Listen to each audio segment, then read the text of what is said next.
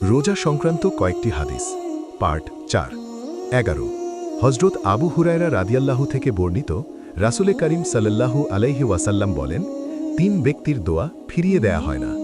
১ রোজাদারের দোয়া ইফতার করা পর্যন্ত। ২ ন্যায়পরায়ণ বাদশার দোয়া। ৩ মাজলুমের দোয়া। আল্লাহ তাআলা তাদের দোয়া মেঘমালার উপর উঠিয়ে নেন এবং এর জন্য আসমানের দরজাগুলো খুলে দেয়া হয়। আর আল্লাহ তাআলা বলেন, আমার ইজ্জতের কসম, বিলম্বে হলেও আমি অবশ্যই তোমাকে সাহায্য করব।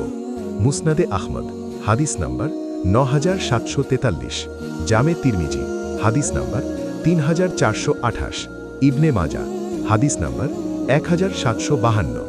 ১২ হজরত আবু হুরায়রা রাদিয়াল্লাহু হতে বর্ণিত রাসূলে করিম সাল্লাল্লাহু আলাইহি ওয়াসাল্লাম ইরশাদ করেছেন, আল্লাহ তাআলার কসম, মুসলমানদের জন্য রমজানের চেয়ে উত্তম কোনো মাস আসেনি এবং মুনাফিকদের জন্য রমজান মাসের চেয়ে অধিক ক্ষতির মাসও আর আসেনি।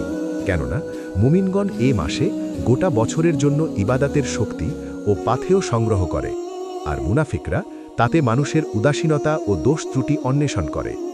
এ মাস মুমিনের জন্য গনিম আর মুনাফিকের জন্য ক্ষতির কারণ।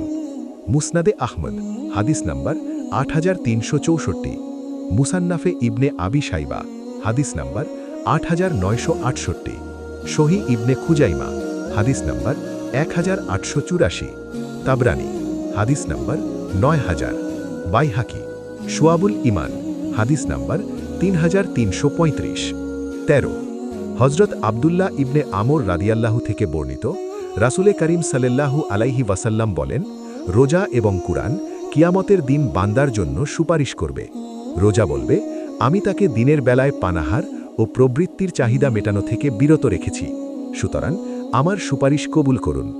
কুরআন বলবে, আমি তাকে রাতে ঘুম থেকে বিরত রেখেছি, সুতরাং আমার সুপারিশ কবুল করুন। তখন দুজনের সুপারিশই গ্রহণ করা হবে। মুসনাদে আহমদ হাদিস নাম্বার ৬৫৮৯, তাবরানী মাজমাউজ জাওয়াইদ ৩/৪১৯।